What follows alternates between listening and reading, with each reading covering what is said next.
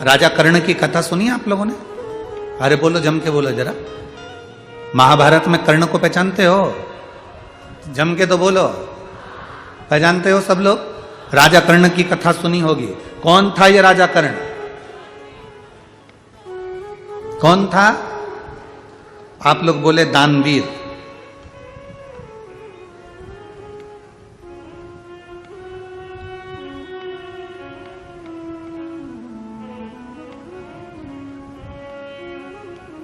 दानवीर कर्ण थे। फिर भी मरे तो पानी के खड्डे में रथ का पहिया फंस गया था और उस पहिए को निकालने में मर गए। जरा विचार करना, कर्म की गति देखिए राजा कर्ण की।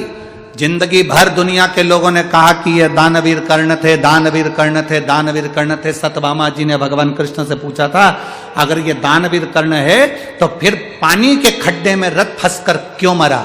भगवान कृष्ण ने कहा, सत्यभामा तुम्हें मालूम नहीं है, जिस समय अभिमन्यु मर रहा था उसने हाथ जोड़कर राजा कर्ण से कहा था, मेरे प्राण छूट रहे महाराज, तुम्हारे पास में थोड़ा सा पानी पड़ा हुआ है, मुझे थोड़ा सा पानी पिला दो, मैं मरने वाला हूं। मुझे मरते समय लोग गंगा का जल देते हैं, तो मुझे पानी पिला दो, मैं प्यासा हूं, मुझे पानी पिला दो, मैं प्यासा हूं, मुझे पानी पिला दो। पर राजा कर्ण 1 इंच नहीं हिला, और 1 इंच नहीं हिला, ना पानी का 1 चुल्लू पानी उसको पिलाया, मर गया।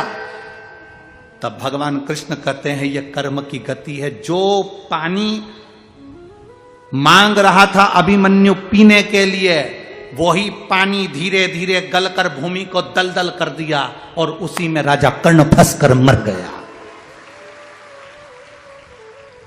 यह कर्म की गति है, यह कर्म का खेल है।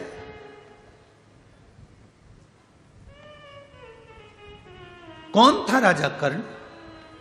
पूर्व समय में दुर्दुम्ब नाम का एक असुर, एक राक्षस था। क्या नाम था उसका? दुर्दुम्ब। राजा कर्ण पूर्व समय में एक दुर्दुम्ब नाम का एक असुर, एक राक्षस, जिसने सूर्य नारायण भगवान की तप साधना करी, आराधना करी, और भास्कर देव की, सूर्य देव की आराधना करी तो सूर्य देवता प्रसन्न हो गए।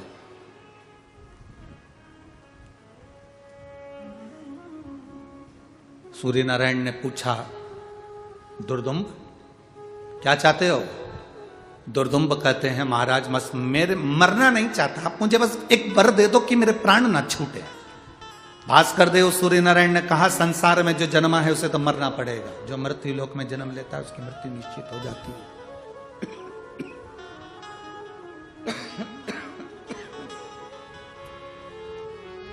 जो मृत्यु लोक में जन्म लेता है उसकी मृत्यु निश्चित है, उसको मरना ही है। मरना निश्चित है, हाँ। और कुछ मांग लो। राजा उस दैत्य असुर दुर्दुम्ब ने तब आखिरी में सूर्य नारायण से कहा कि मुझे कवच दे दो, जब तक कवच मेरे पास में रहे तब तक मैं ना मरूं। तथास्तु, मैं तुझे एक कवच देता हूं। दुर्दुम्ब ने कहा, मुझे एक कवच नहीं चाहिए। एक कवच तो हो सकता है कि कहीं बेकार हो जाए। कितने कवच चाहिए? मुझे 100 कवच कुंडल दे दीजिए, जिसको मैं धारण करके रखूं तो मैं मरूं ना। सूर्य नारायण भगवान ने कहा कि दुर्दुम्ब, तू मरेगा तो पक्का है, ये तो निश्चित है कि तुझे मरना पड़ेगा, पर एक बात सुन ले, एक बार तो सुन। तेरे ये 100 कवच हैं, ये कवच जिस दिन कट गए, चले गए, समाप्त हो गए, उस दिन तुम मर जाएगा। तो मुझे वर दो कि मेरा कवच अगर कोई उतारेगा या मेरा कवच कोई काटेगा तो वो भी मर जाएगा। सूर्य नारायण ने कह दिया, तथास्तु, जो तेरे कवच को काटेगा वो मरेगा, उसी क्षण मरेगा। ये मेरा वर है तुझको, जा, ये मेरा वर है तुझे। प्रसन्न हो गया दुर्दुम्ब, इतना प्रसन्न, हाहाकार मचा दिया उसने, सारे देवताओं को त्रासी देने लगा।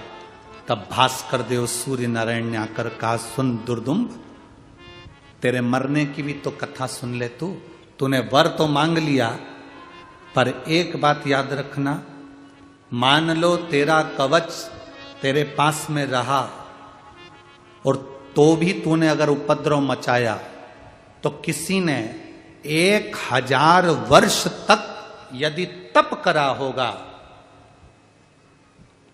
और वो स्थान, वो भूमि,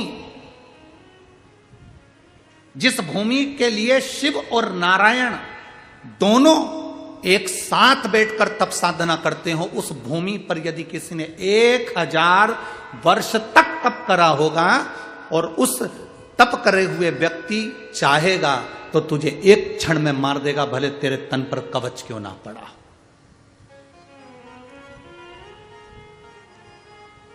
पंढरपुर के सभी माताओं को और मेरी जीजियों को, मेरे जीजाओं को, मेरी बहनों बेटियों को मैं उनके चरणों को दंडवत करता हूं, उनके चरणों को प्रणाम करता हूं कि आप उस भूमि पर रहते हो जिस भूमि का बल कितना प्रबल है, ये स्कंद पुराण की कथा कर रही है, ये शिव महापुराण की कथा वर्णन कर रही है।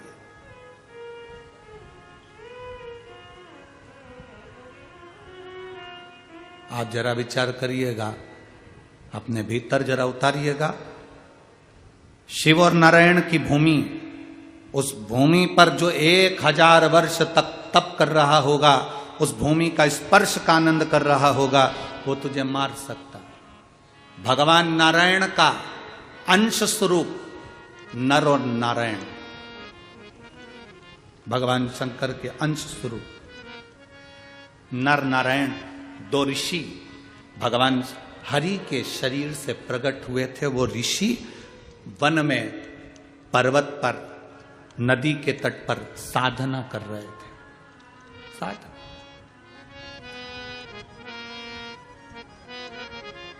नदी के तट पर साधना कर रहे हैं, वन पर्वत में साधना कर रहे हैं। नर और नारायण दो ऋषि, दो साधु, दो तपस्वी, दो साधक, दो उपासक, दो मुनिवर, दो ऋषि साधना में लीन। और वर था दुर्दुम्ब को 1000 वर्ष जिसको तप साधना में हो जाएगा वो तेरे प्राणों को हर लेगा। दुर्दुम्ब ने पता करा, जरा मालूम करो, कोई का 1000 वर्ष तक तप तो नहीं हुआ? देखो जरा, मालूम करो, कोई 1000 वर्ष तक तप तो नहीं कर लिया? जरा मालूम करिए। मालूम करने के लिए सब गए, मालूम कर आए तो क्या मालूम करा कि दो ऋषि हैं जो पर्वत कंदराओं में बैठकर तप कर रहे हैं। एक का नाम नर है, दूसरे का नाम नारायण है। और दुर्दुम्ब को मालूम पड़ा कि ये तप कर रहे हैं और इनका तप करने से मैं मर जाऊंगा, थोड़ा सा समय बचा है, एक काम करता हूं, इन्हीं को मार देता हूं। तुरंत दुर्दुम्ब अपनी सेना लेकर नर नारायण के पास गए। जैसे ही नर नारायण के पास गए तो नर नारायण में से उसी समय पर नर उठे, पर नारायण तो तप करने में लगे रहे, क्योंकि इनको मालूम था 1000 वर्ष तक तप कर लेंगे तो ये दुर्दुम्ब मर जाए। नर उठ गए, ललकारा जब दुर्दुम्ब ने तो नर उठे, युद्ध प्रारंभ हुआ। युद्ध प्रारंभ हुआ तो नर ने उस दुर्दुम्ब के शरीर पर जो कवच था उसको काट दिया।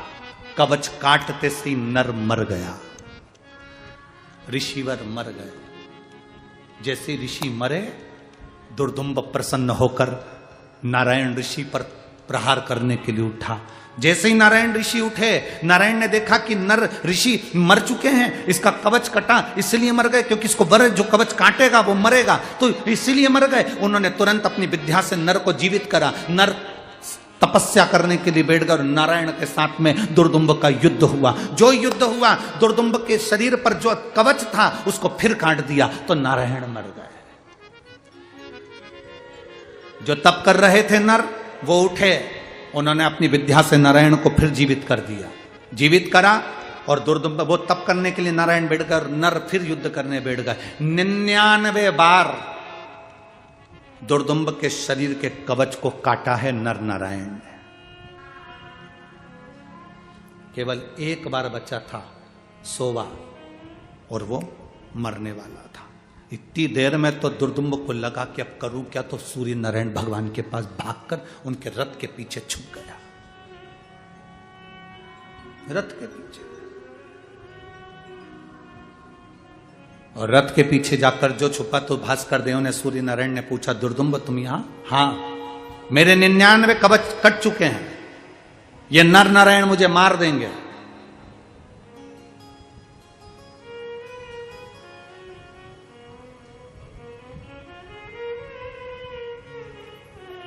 ये नर नारायण मुझे मार देंगे। केवल एक कवच बचा है और वो कवच कटा कि मुझे मरना है, मुझे मरना है। सूर्य नारायण ने कहा, दुर्दुम्ब तुम्हारी मृत्यु तो निश्चित है, तुम्हें मरना तो पड़ेगा। नहीं, मैं मरना नहीं चाहता, मरना नहीं चाहता। ये हो ही नहीं सकता कि नहीं मरो तुम। पर एक बात बताओ प्रभु, आपने कहा था कि मुझे मारने वाला 1000 वर्ष तक तप करा होगा तो मारेगा, और ये नर नारायण ने पर्वत में, कंदराओं में, नदी के तट पर जो तप करा, इनको तो अभी तप करते करते मात्र 500 वर्ष, इनको तप करते करते 500 वर्ष हुए, तो इनका 1000 वर्ष कैसे हो गया? भगवान सूर्य नारायण ने उसी समय पर कहा, यदि आप लोग ताप्ती पुराण कभी स्मरण में आई हो, कभी ताप्ती नदी के तट पर जाएं, तो एक ताप्ती पुराण को यदि आप पढ़ेंगे तो उसमें भी इसका चरित्र मिलेगा। भास्कर देव सूर्य देवता ने उसी समय पर कहा, दुर्दुम्ब तुम कह रहे हो कि नर नारायण ने 500 वर्ष तप करा और मुझे मारने के लिए 1000 वर्ष की तप साधना चाहिए, तो मैं मरूंगा। तो भगवान भास्कर देव ने कहा, सुनो दुर्दुम्ब, ये नर नारायण सब दूर तप करने के बाद चंद्रभागा नदी के तट पर चले गए, और चंद्रभागा नदी के तट पर बैठकर इन्होंने एक बार मुख से हरि और हर का स्मरण करा, इसलिए इनको 1000 तप का बल प्राप्त हो गया। 1000 तप के बराबर बल प्राप्त हो गया। अपन क्या कर रहे हैं यहां चंद्रभागा नदी के तट पर? अपन कर क्या रहे हैं यहां बैठकर? हरि विठ्ठल का नाम ले रहे हैं, हर हर महादेव कह रहे हैं, श्री शिवाय नमस्तुभ्यम कह रहे हैं। हरि और हर दोनों की कथा का मेल कर कर शिव महापुराण की कथा को सुन रहे हैं। क्यों? क्योंकि हमने हमारी जिंदगी में कोई तप करा कि नहीं करा, व्रत करा कि नहीं करा, साधना करी कि नहीं करी, हमने यहाँ आकर वारी करी कि नहीं करी, हमने यहाँ परिक्रमा करी कि नहीं करी, हमने भोजन भंडारा करा कि नहीं करा, हमने किसी का मुंह झूठा कराया कि नहीं कराया, हमने यहाँ आकर कोई पुण्य कमाया कि नहीं कमाया। कम से कम हम इस चंद्रभागा नदी के तट पर हरि विठ्ठल की पवित्र भूमि पर एक बार भी बैठकर भगवान शंकर की कथा, हरि और हर की इस पवित्र कथा को यदि सुन लेंगे तो हमारे को 1000 गुना फल अपने आप प्राप्त हो जाएगा। हमें कहीं जाने की जरूरत नहीं। 1000 गुना फल केवल इस भूमि के ऊपर, अगर आपका पांव इस जमीन पर भी पड़ गया तो उसका फल प्राप्त हो जाता है।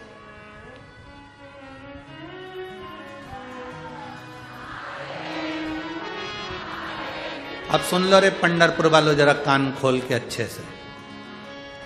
आधी कमरिया पे साड़ी आई, अब तुम्हारी बारी। अब तुम अच्छे से सुन भी लेना जरा ध्यान लगकर। 1000 गुना जब यहां पुण्य मिल सकता है तो तुम अगर गलत काम करोगे तो 1000 गुना पाप भी तो मिल सकता है। जब पुण्य भी बढ़कर मिल सकता है तो पाप भी तो बढ़कर मिलेगा। इसलिए पंढरीनाथ की इस पवित्र भूमि पर जब तक रहना, पंढरपुर की भूमि पर जब तक रहना, चंद्रभागा के तट पर जब तक रहना, जब तक आप व्यापार करो मना नहीं, आप नौकरी करो मना नहीं, आप सर्विस करो मना नहीं, आप जो कार्य करना है करो मना नहीं, पर इतना जरूर याद रखना, तुम्हारे प्रत्येक कार्य में हरि विठ्ठल का नाम, महादेव का नाम लेते रहना। क्यों? क्योंकि अगर हमारी जिंदगी में हमने कोई पाप भी करा होगा तो मेरा पांडुरंगा तुम्हें माफ करता हुआ चलेगा, माफ करता हुआ चलेगा।